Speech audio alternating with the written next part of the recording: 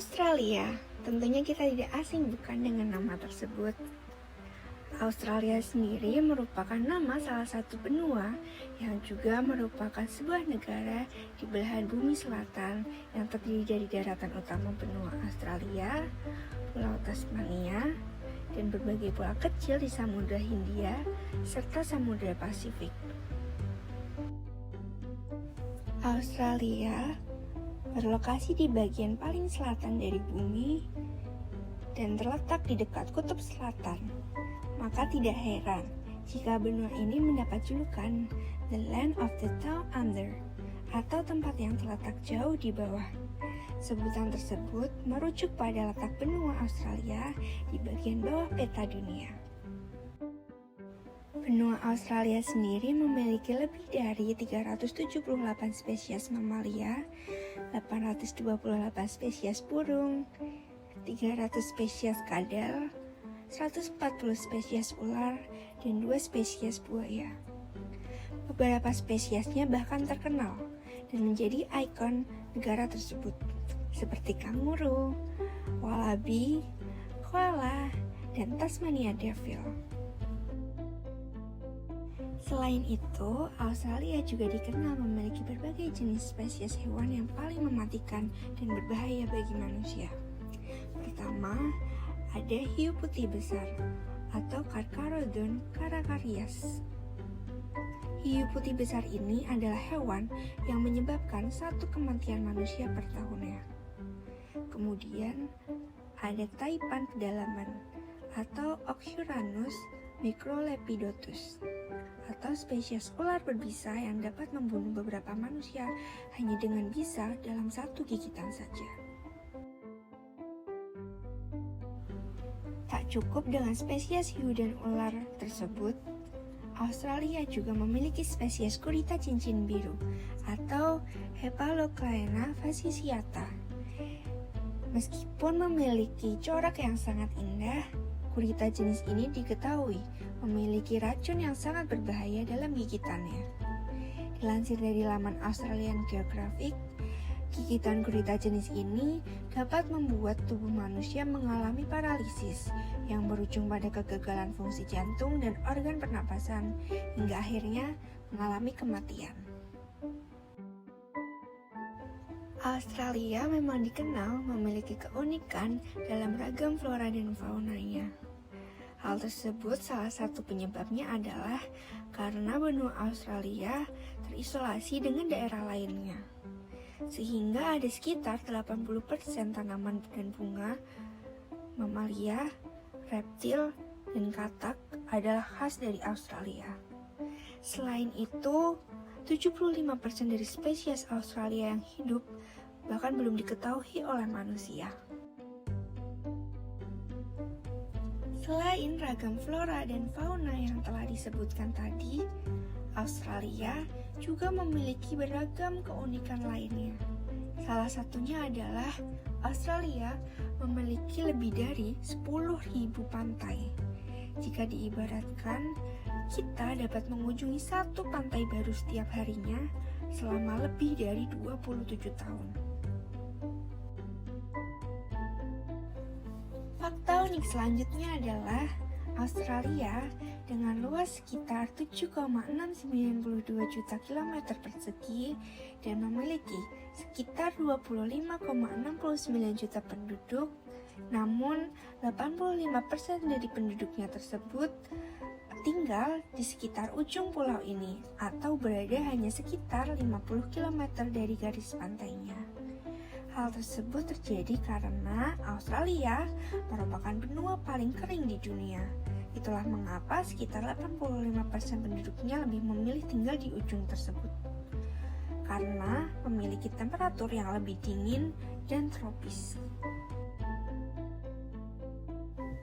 Berbicara mengenai keunikan-keunikan yang dimiliki Australia, sayangnya Australia juga memiliki fakta terkait kebakaran hutan paling besar menurut sejarah Australia. Kebakaran hutan tersebut terjadi pada tahun 2019 dan 2020. Kebakaran hutan di Australia tersebut terjadi sejak September 2019 lalu. Kebakaran tersebut menyebabkan duka yang amat dalam bagi banyak orang di seluruh dunia. Ribuan rumah telah hilang, jutaan hektar lahan pertanian dan hutan habitat hewan asli Australia harus hangus, serta menewaskan sedikitnya 25 orang dan ratusan juta hewan termasuk spesies mamalia, unggas, dan reptil. Bahkan, populasi koala terancam punah karena hampir sepertiga populasi koala di NSW saja telah mati dan habitatnya telah hilang akibat insiden ini. Koala juga langsung menjadi hewan yang terancam punah karena hewan tersebut hanya ditemukan di Australia saja. New South Wales, negara bagian di Australia yang paling terdampak parah pada peristiwa ini.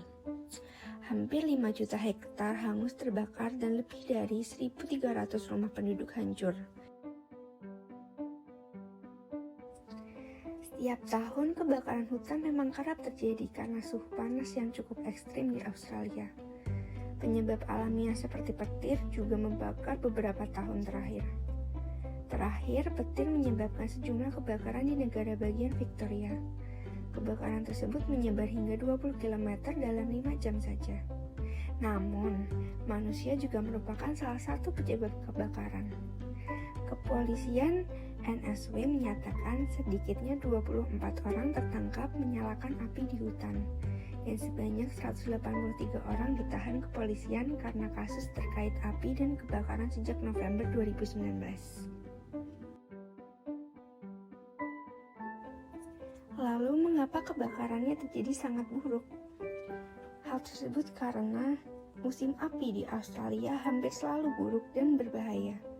Pada 2009 saja, kasus api Black Saturday membuat 173 orang di Victoria meninggal. Black Saturday terkenal sebagai musibah kebakaran hutan terparah sejak saat itu. Namun, kini kondisinya semakin parah.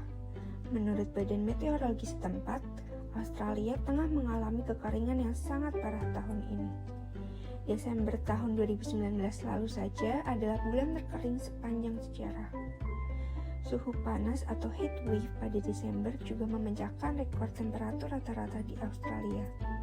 Suhunya mencapai di atas 40 derajat Celcius atau sekitar 113 hingga 120 derajat Fahrenheit di beberapa wilayah.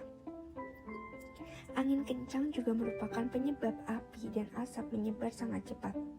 Salah satu pemadam kebakaran di NSW saja meninggal karena truknya berguling akibat angin kencang. Selebihnya, perubahan iklim juga memiliki pengaruh yang sangat besar. Tak hanya kebakaran di Australia, perubahan iklim juga menjadi salah satu penyebab banjir di Indonesia pada hari pertama tahun 2020. Perubahan iklim atau climate change menurut definisi dari tim PBB mengacu pada perubahan suhu dan pola cuaca dalam jangka panjang. Pergeseran ini mungkin bersifat alami, tetapi sejak periode 1800-an aktivitas manusia telah menjadi pendorong utama perubahan iklim ini, terutama dengan pembakaran bahan bakar fosil seperti batu bara, minyak, dan gas, yang kemudian menghasilkan gas yang merangkap menjadi panas. Tentunya climate change atau perubahan iklim ini tidak hanya mempengaruhi cuaca di Australia saja, tetapi di seluruh dunia tak terkecuali dengan Indonesia. Bahkan melihat dari perubahan iklim di Australia dan melihat dampak kerusakan lingkungan yang terjadi di Australia, sebenarnya Indonesia juga mengalami hal yang sama, yaitu kebakaran hutan. Melansir dari sumber Kementerian Lingkungan Hidup dan Kehutanan tahun 2021, luas areal kebakaran hutan dan lahan atau Kahutla di Indonesia sepanjang tahun 2021 meningkat dibanding tahun 2020. Berdasarkan data kementerian tersebut, hutan dan lahan yang terbakar di Indonesia mencapai 354.582 hektar atau mengalami peningkatan sekitar 19,4% dibandingkan 2.960.942 hektar pada tahun 2020. Dalam hal kebakaran hutan kali ini, sepertinya Indonesia perlu sedikit belajar dari Australia mengenai bagaimana Australia menangani kebakaran hutan di wilayah mereka, mengingat wilayah mereka sering mengalami kekeringan dan kekurangan air, tetapi mereka akhirnya berhasil untuk memadamkan kebakaran hutan yang sangat hebat di wilayah mereka.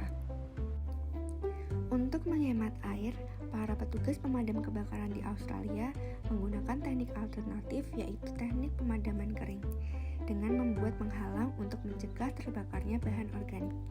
Teknik pemadaman kering ini dilakukan dengan menggunakan alat-alat tangan, termasuk cangkul, membuat jalur penahan api, serta menggunakan penghambat api. Mereka menggunakan ekskavator dan bulldozer untuk membuat jalur selebar 20 meter di sekitar kobaran api.